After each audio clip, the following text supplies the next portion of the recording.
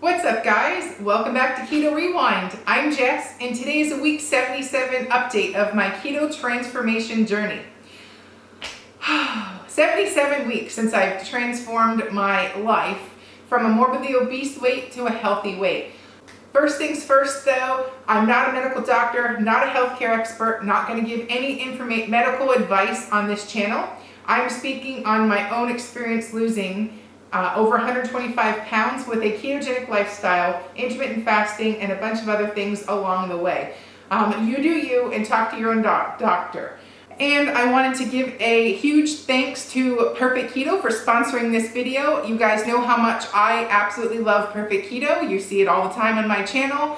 I would never share anything that I don't personally use or love on this channel in the first place. So sponsors like them keeps this channel happening, and I wanted to say a big thank you to Perfect Keto. Because of that, I have a promo for you.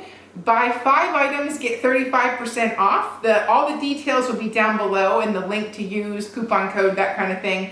But I swear on the unflavored collagen. I literally use this every single day. In my journey, you guys always mention how great my skin, my hair, my nails, all of that thing. This is just one thing I will use no matter what. And then some other things I would recommend to get the 5 items for 35% off: the protein powders for baking, not just for protein shakes, but also for baked goods. I also use the unflavored whey to make the fried chicken. So I typically use the vanilla whey or the chocolate whey for just protein shakes, but also I can bake with them. But the unflavored has no sweeteners or anything in it, so it makes it good for when you're making something that you don't want any sweeteners in it, like fried chicken. So to get the 5 items, sometimes you may only have 4 things. What's an easy add-on?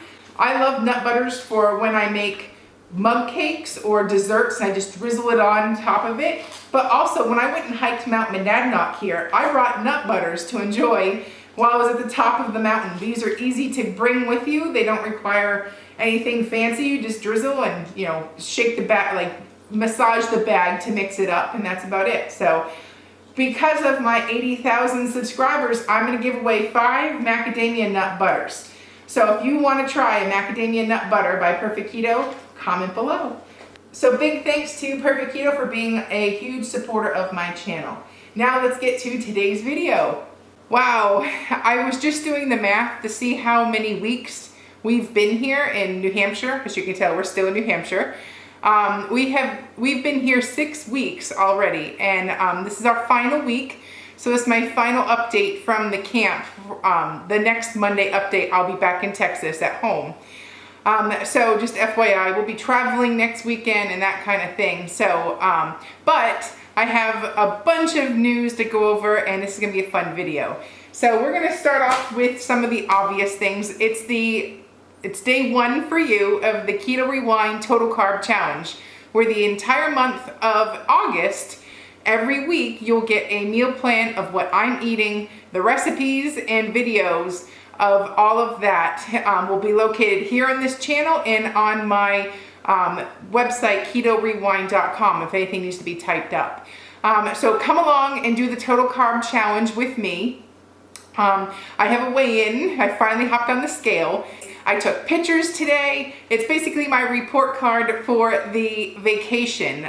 It's more like a workcation.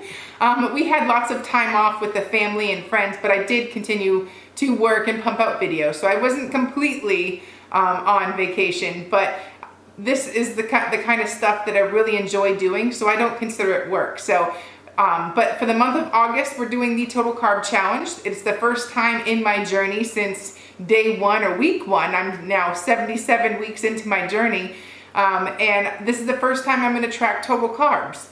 So, and I'm curious to see what that does and how I'm going to feel and that kind of thing. So it's always a great idea to push yourself and to keep learning and to find what works best for you. I've seen a lot of comments about how people really like my channel because I don't put you down for doing something different. I've seen other people do stuff on keto. Specifically, a lot of people can eat a lot of cheese or dairy, and I can't. but I had to learn that out for myself, or find that out for myself. So point being, you have to experiment and find what works for you, and I'm not going to shame you if something doesn't work for you that works for me. So, and vice versa. You've got to find that for yourself, and then that's how you're going to find success. That's what keeps you moving forward, and it also makes the journey interesting. So I'm very happy that you have noticed that on my channel, it's the you do you mantra, you know, and as long as you're doing keto, low carb, making a difference in your life, that's all that I really care about, you know, and I will be your biggest fan. And just like you have done the support on my channel. Speaking of that support, I crossed over the 80,000 subscriber mark a couple days ago. I forget what day it is. I still am on vacation. But I crossed over the 80,000 subscriber mark, and I just wanted to give a huge thank you from the bottom of my heart for subscribing, for following my journey. I can't say it enough. I could not have done this journey and stayed accountable with myself had I not had the community behind me, rallying me, supporting me, cheering me on, listening to me vent on my failures, and then also sharing my victories. So I appreciate it. Each and every one of you. I love reading the comments. I know I don't have a chance to answer all the comments, but I do read them. I promise I read every one of them. So, and then the next thing I want to say, my personal little goal, which didn't really matter to me at the beginning of my journey because I didn't think anybody would have followed my journey on YouTube in the first place. I was aiming for like 10, maybe 50 people, maybe 100 if I got wild. Well, I would have never known that I was going to get this far.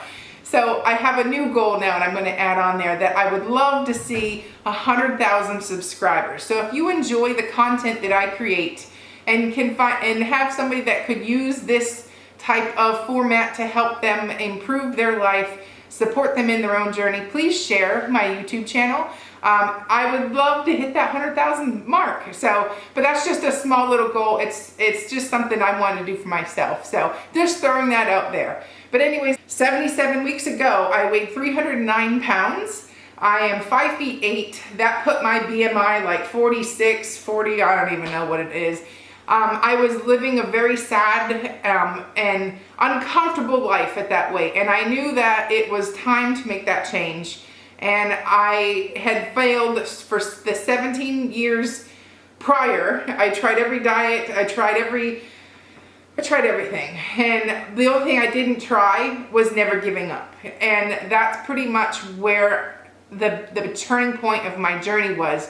No matter what, I'm gonna do whatever it takes, and I'm not gonna give up. I don't care how long it takes to get to my goal weight. I don't care.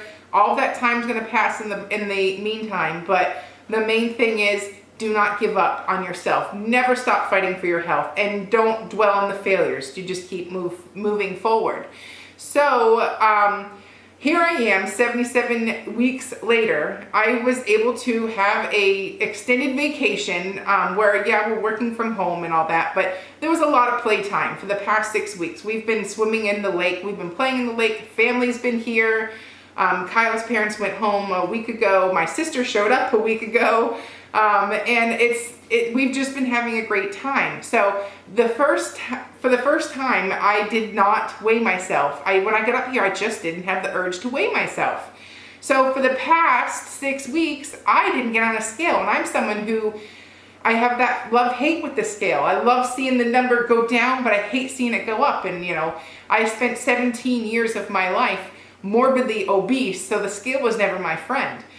So to cross that border where I didn't look at the scale and find shame and have that desire to hop on the scale every minute, I just put it away, and I lived for the past 6 weeks. So here's my report card. In the past it's either 6 or 7 weeks. We left in like the 19th of June, somewhere around there, so I'll have to double check that math, but it was either been 6 or 7 weeks since we've left. I have not weighed myself until today. We did have Mexican food yesterday, but I hopped on the scale today and I'm 190.2. So 190 pounds, 0.2. That means when I left Texas, I was 184.